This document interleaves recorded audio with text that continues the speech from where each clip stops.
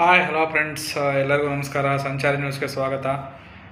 ತುಂಬ ದಿನ ಆದಮೇಲೆ ವಿಡಿಯೋ ಬಂದಿದ್ದೀನಿ. ಇವತ್ತು ಏನಪ್ಪ ಅಂತಂದರೆ, ಏನು BMTC, KSRTC ಮತ್ತು ಏನು ನಾಲ್ಕು ನಿಗಮಗಳಲ್ಲಿ ಏನು ಶಕ್ತಿ ಯೋಜನೆಗಳಲ್ಲಿ ಓಡಾಡ್ತಾ ಇದ್ದಾರೆ ಮಹಿಳೆಯರು, ದಯಮಾಡಿ ನಿಮ್ಮ ಆಧಾರ್ ಕಾರ್ಡ್ನ ನಿರ್ವಾಹಕರು ಕೇಳಿದ ತಕ್ಷಣ ಕೊಡಿ. ಯಾಕೆ ಅಂತಂದರೆ, ಅದು ಆಧಾರ್ ಕಾರ್ಡ್ ಕೊಟ್ಟಿರೋದು ಸುಮ್ಮನೆ ಶೋಕಿಗಲ್ಲ.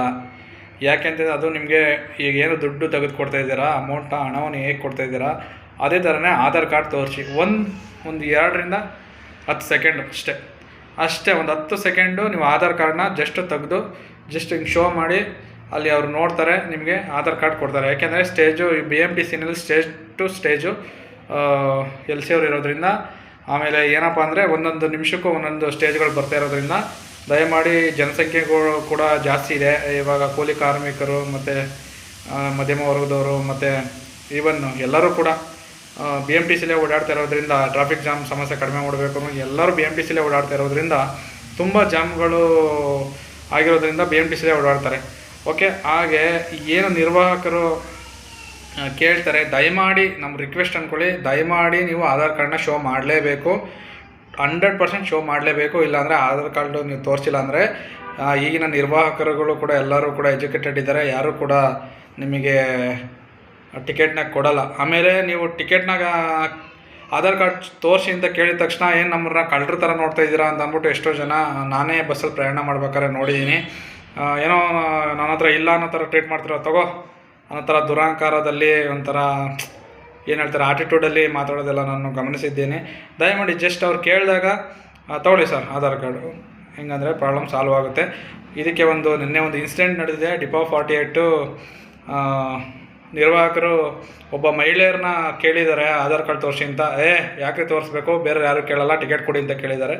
ಇಲ್ಲ ನಾನು ಆಧಾರ್ ಕಾರ್ಡ್ ತೋರಿಸಿದ್ರೆ ಕೊಡೋದು ಅಂತ ಹಂಗೆ ವಾಗ್ವಾದಗಳು ನಡೆದಾಗ ಹಿಂದಿನ ಸೀಟ್ನಲ್ಲಿ ಇರುವಂತಹ ಯಾರೋ ಕರಿಕೋಟ್ ಹಾಕಿರೋಂಥ ಲಾಯರ್ ಒಬ್ರು ಇದ್ರಂತೆ. ಕೊಡೋ ಹಾಗೆ ಅಂತ ಅಂದ್ಬಿಟ್ಟು ಅವ್ರಿಗೆ ಆವಾಜ್ ಹಾಕಿದ್ದಾರೆ. ಸರ್, ನಿಮ್ಮದು ಟಿಕೆಟ್ ಕೊಟ್ಟಿದ್ದೀನಿ, ನಾನು ಇವ್ರಿಗೆ ಟಿಕೆಟ್ ಕೊಡಬೇಕು ಅಂದರೆ ಆಧಾರ್ ಕಾರ್ಡ್ನೇ ಕೊಡಬೇಕು, ಆಧಾರ್ ಕಾರ್ಡ್ ಕೊಟ್ಟ ತಕ್ಷಣ ನಾನು ಟಿಕೆಟ್ ಕೊಡ್ತೀನಿ ಅಂದಾಗ, ಏನೋ ನಿಮ್ಮದು ಜಾಸ್ತಿ ಆಯಿತು ಹಾಗೆ ಹೀಗೆ ಅಂತ ಅಂದ್ಬಿಟ್ಟು ಮಾತಾಡಿದ್ದಾರೆ. ಮಾತಾಡಿದ್ಮೇಲೆ ದೊಡ್ಡ ಒಂದು ಇನ್ಸಿಡೆಂಟೇ ನಡೆದಿದೆ. ಆ ನಿರ್ವಾಹಕರು ಮಾತಾಡ್ತಾರೆ, ಕೇಳ್ಕೊಂಬನ್ನಿ ಯಾವ ಥರ ಇನ್ಸಿಡೆಂಟ್ ಆಗಿದೆ ಅಂತ ಅಂದ್ಬಿಟ್ಟು. ಕುಂದ್ರ ಅಂತೇಳಿ ನೀನು ಜಾಸ್ತಿ ಬಾಯ್ ಮಾಡ್ತಿಲ್ಲ, ನೀ ಗಪ್ ಕುಂದ್ರ ಅಂದ. ಅವ್ನು ಮತ್ತೆ ಜಾಸ್ತಿ ಮಾತಾಡಕತ್ತೀನಿ. ನಾ ಯಾರಿಗೆ ಹೇಳ್ತಾ ಇದ್ದೀನಿ, ನಿನಗೆ ಹೇಳ್ತಾ ಇದ್ದೀನಿ, ಗಪ್ ಕುಂದ್ರು. ನಾವು ಆಧಾರ್ ಕಾರ್ಡ್ ಕೇಳ್ತೀನಿ ಬಿಟ್ಟು ನಿನಗೆ ಯಾಕೆ ಬರ್ತೀನಿ ಮಧ್ಯ ಅಂದ.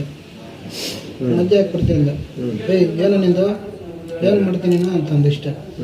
ಯಾಕಪ್ಪ ನೀ ಏನು ಮಾಡ್ತೀಯ ಅಂತ ಅಲ್ಲೇ ದೂರಲ್ಲೇ ಇದ್ದೆ. ಅವನೇನದ ನೋಡು ಅಡ್ವೊಕೇಟ್ ಅದಿ, ನಾನು ಡ್ಯೂಟಿ ಮ್ಯಾಗದೀನಿ, ನಾನು ಅಂತ ಹಂಗೆ ಅಂದ. ನನಗೆ ಸಿಟ್ಟು ಬಂತು. ನಾನು ಡ್ಯೂಟಿ ಮ್ಯಾಗಲ್ಲ ಅಂತ ನಾನು ಮುಂದೆ ಹೋದೆ. ಮುಚ್ಕೊಂಡು ಟಿಕೆಟ್ ಕೊಡೋದು ನೀನು ಅಂತಂದ. ನಾನು ಮುಚ್ಕೊಂಡು ನೀನು ಸ್ಟಾಪ್ ಬಂದ್ರೆ ಹಿಡ್ಕೊಂಡು ಹೋಗಿ ಅಂದಷ್ಟೇ. ನೀನು ಅಮ್ಮನ ಬೇಕಾದ್ರೆ ಮಾತಾಡ್ತೀನಿ ಅಂತ ಅಂದ. ಅವ್ನು ಏನಂತ ಒಳ್ಳೆ ರಿಪೀಟ್ ಅಂದಿನಿ ಸರ್, ನಾನು ಸುಳ್ಳಿರಲ್ಲ. ಅವನೇನಂದ್ರೆ ಒಳ್ಳೆ ಅವ್ನಿಗೆ ರಿಪೀಟ್ ಅಂದಿನಿ. ಅವನು ಒಂದೇ ಸರ್ ಅಂದ್ರು, ನೀನು ನಮ್ಮನ್ನು ಅಂತ 2-3 ಅಂದ್ಬಿಟ್ಟು ನನಗೆ ಸಿಟ್ಟು ಬಂದ್ಬಿಡ್ತು. ನನಗೆ ಬೇಯ್ತಲ್ಲ ನೀನು ನಮ್ಮನ್ನು. ನಾನು ಅವನಿಗೆ ಎದ್ದಿನ ಮೇಲೆ ಹಂಗೆ ಹಿಡಿದು ಆಚ ಕಡೆ ಅವ್ನ ಗರ್ಲ್ ಫ್ರೆಂಡ್ ಇದ್ದ ಏನೋ, ಅದು ಮಾರಿ ಬಿಡೋದು. ಅವ್ರು ಬಂದು ಹೊಡೆದ್ರೆ ನಿಮಗೆ ಲಾಯರ್ ಒದ್ದಿದ್ದಾನಿಲ್ಲ, ಒದ್ದಿದ್ದಾನೆ, ಒಟ್ಟಿಗೆ ಸ್ವಲ್ಪ ನೋವಿದೆ. ಅಲ್ಲಿ ತಳಗಡೆ ಯಾಕೆ ಒದ್ದಿದ್ದಾರೆ ಬಸ್ಸಲ್ಲಿ? ತುಳಿದ್ರ ಬಸ್ಸಲ್ಲ ಈಚನ ಇಲ್ಲ, ಬಸ್ಸಲ್ಲೇ ಮೇಡಮ್, ಬಸ್ಸಲ್ವೇ ಅಲ್ಲಿ ತಳಗಡೆ ಬಂದಿಂದ ಅವ್ರು 7 ಪರ್ಸನ್ ಇಬ್ಬರು 3 ಮಂದಿ. ಎಲ್ಲಿ, ಯಾವ ಬಸ್ ಸ್ಟ್ಯಾಂಡ್? ಇಲ್ಲ, ಕೊತ್ತನೂರು ಪೊಲೀಸ್ ಸ್ಟೇಷನ್ ಮುಂದೆನೇ ಆಗಿರೋದ. ಅಲ್ಲಿದ್ದ ಮಾಡ್ಕೊಂಡು ಬಂದಿದ್ದಾನೆ. ಅವನು ಜಗಳ ಮಾಡ್ಕೊಂಡು ಇಲ್ಲಿ ಬಂದು ಕರೆಸಿದ್ದಾನೆ. ತಳ ಇಳಿಕರ ಒಬ್ಬ ಬಂದು ಪಡ್ ನೋಡೋಗ್ಬಿಟ್ಟು ತಿಳಿ. ನಾನೇನಿಂದ ಹೊಡಿಬೇಡನ್ನ, CCTV ಐತಿ, ಯಾರು ತಪ್ಪೈತೆಲ್ಲ ಗೊತ್ತಾಗುತ್ತೆ ಅಂದೆ. ಆಯ್ತು, ಅಷ್ಟಲ್ಲಿ ನಡಿ ಪೊಲೀಸ್ ಸ್ಟೇಷನ್ ಒಳಗಡೆ ಹೋಗಿ ನಡಿ ಅಂತ. ನಾವು ಹೊಂಟಿದ್ದೀನಿ, ಮುಂದ್ಗಡೆ ಹೊಂಟಿದ್ದೀನಿ.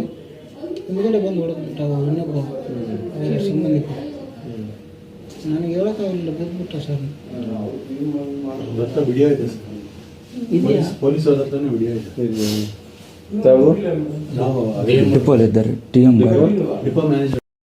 ಮೇಲಿನ ವಿಡಿಯೋ ನೋಡ್ಕೊಂಬಂದ್ರಿ ಅನ್ಸುತ್ತೆ. ಇದು ಮ್ಯಾಟ್ರ್ ಏನಪ್ಪ ಆಗಿರೋದು ಅಂತಂದರೆ, ಆ್ಯಸ್ ಇಟ್ ಈಸ್ ಮುಂಚೆನೇ ಹೇಳ್ದಂಗೆ ಆಧಾರ್ ಕಾರ್ಡ್ ಕೇಳ್ತಾ ಇರೋದು, ಲೇಡೀಸ್ಗೆ ಆಧಾರ್ ಕಾರ್ಡ್ ಕೇಳ್ತಾ ಇದ್ದಾರೆ. ಬಟ್ ಹಿಂದೆಗಡೆ ಕೊಡ್ತಿರೋಂಥ ವ್ಯಕ್ತಿ ಅವ್ರಿಗೆ ಯಾಕೆ ಹಂಗೆ ಕೇಳ್ತಿದ್ಯಾ, ನಿಧಾನ ಕೇಳು, ಹಂಗೆ ಹಿಂಗೆ ಅಂತ ಮಾತಾಡ್ಕೊಂಡು ಇದಾದಾಗ ಅವ್ರು ಹೇಳಿದ್ದಾರೆ, ಸರ್ ನಾನು ಇವ್ರನ್ನ ಆಧಾರ್ ಕಾರ್ಡ್ ಕೇಳ್ತಿದ್ದೀನಿ, ಹಿಂದೇನು ಸಮಸ್ಯೆ ಏನು, ನೀವು ಆರಾಮಾಗಿ ಕೂತ್ಕೊಳ್ಳಿ ಅಂತ ಹೇಳಿದರು. ಏನೋ ಹಂಗೆ ಮಾತಾಡ್ತೆ ಹಿಂಗೆ ಮಾತಾಡ್ತೆ ಅಂತ ಅಂದ್ಬಿಟ್ಟು ಅಲ್ಲೇ ಬಸ್ಸಲ್ಲೇ ತುಂಬಿದ್ದಾರೆ ನೋಡಿ. ಯಾವುದೇ ಕಾರಣಕ್ಕೂ ಕರ್ತವ್ಯ ನಿರತ ನಿರ್ವಾಹಕರ ಮೇಲೆ ಯಾರೂ ಕೈ ಮಾಡೋದು ತಪ್ಪು.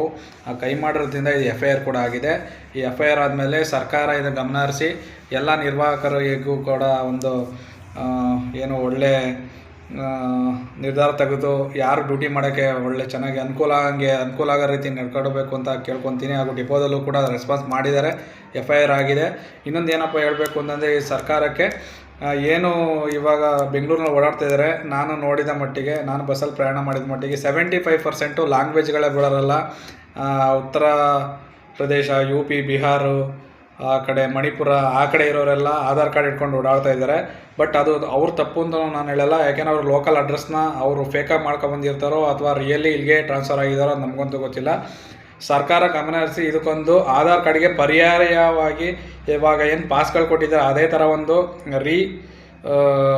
ಮತ್ತು ಆಧಾರ್ ಕಾರ್ಡ್ಗೆ ಅನುಕೂಲ ಆಗೋ ಥರ ಇನ್ನೊಂದು ಕಾರಣ ರೆಡಿ ಮಾಡಿ ದಯಮಾಡಿ ಮಾಡಿಕೊಟ್ರೆ ಯಾರ್ಯಾರು ಫೇಕು ಯಾರ್ಯಾರು ಒರಿಜಿನಲ್ ಅಂತ ಗೊತ್ತಾಗುತ್ತೆ.